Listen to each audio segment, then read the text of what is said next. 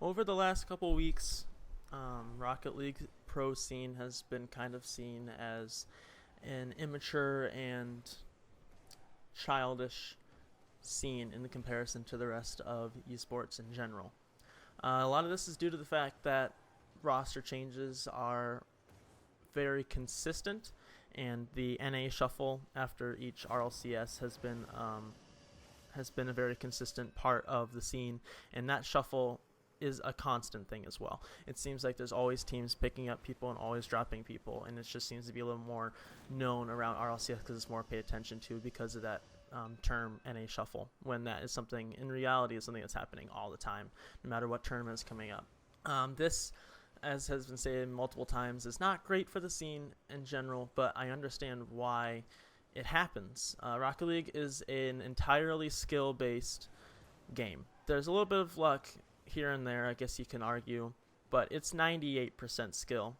And when there's only 3 people on a team, so much of a game's turnout relies on each individual, more than like in CSGO, where if you have 5 people, or in Overwatch or 6v6, one person might be able to lack and still be able to squeak out a win. But if you have someone with a far different skill set and a far different understanding of positioning in Rocket League, that will harm you and that will lose you tournaments and lose you big games. If you look at the pro teams, obviously every single person on that team is unbelievable. If you look at Kings of Urban, each person individual skill level is unbelievable, and that reliance upon each player is what causes the scene to be so unsteady. But it's something that should still be worked through, because progression comes with time, and if you're only giving somebody a month to learn rotations and a month to learn a play style, and it only works for that honeymoon period, because it's what it is. A honeymoon period is when you first start out with a team and you're all focused on just winning games, and then you start looking at your insecurities and you start looking at these deficiencies that you guys can work on, and then that kind of screws up your initial chemistry, I guess, and that's when that honeymoon period ends and that real grinding period starts. And if a team isn't able to grind and work together, then that team won't succeed, and that is why we see so much changing. Another thing I saw was exactly what does a pro mean, pro Rocket League player. The definition of pro gamer is someone that is able to earn their living off tournament prizes and sponsorship money. I don't think there's enough of that in the Rocket League scene to be a sustainable more than maybe like 10 pros. I can only think off the top of my head 10 pros that might actually be living completely solely off of tournament prize money.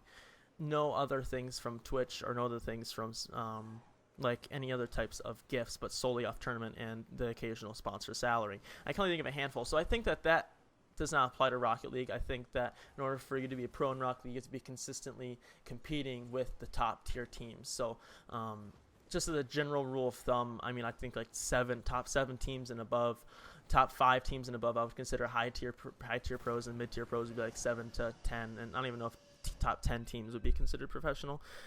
So people in blue ranks calling themselves pros is kind of silly, because they're not even competing at the highest level, not even close to.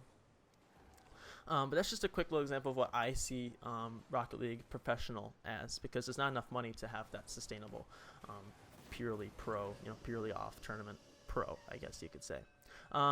As of recent events with Vendetta, with the whole Let the Mirror deal and all that stuff going on, that's not the first time we've seen that, and I'm not sure why it got blown up as much as the last time it happened. It happened with Kings of Urban, it happened with Exodus. Each of those teams have had drastic roster changes out of the blue, and they're both teams that have seen immense success from that, and I don't expect to see anything different from Vendetta. I'm excited to see results, but when you're a team captain, you're looking for the growth as a team, and you're not thinking about emotions, and you're not thinking about one player's feelings, because that just puts you back and that can slow your progression down. And just like Rocket League, being competitive is all about being fast and being able to get to the top quickly.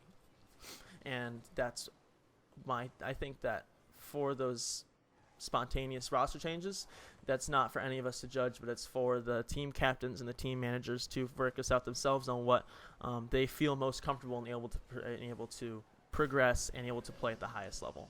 So even after hearing about these roster changes and what looks like to be an unfair transition or an unfair exchange, there's no place for us, the community, to be judging these teams when it happens again, because it will happen again. Someone will drop someone unexpectedly after a good feat, just because that's just the way Rocket League is. That's just a matter of the fact. At the moment, that's where we are in the scene. Until things start to level out more with more consistent sponsorship contracts and more consistent and lengthy obligations to their sponsors, we're going to be seeing these roster changes, and whether we like it or not, I think as a community we have to respond to those with an understanding of why it's happening more than a criticism as to why they're doing it. And if we're able to continue with that understanding, I think that it will show the rest of the esports world that this esport is legitimate, and it brings a whole new level of legitimacy to the scene, and it brings a whole new level of maturity to the scene. That's something that as a Rocket League fan we have to take care of ourselves. Thank you guys for watching, and I'll see you all next time.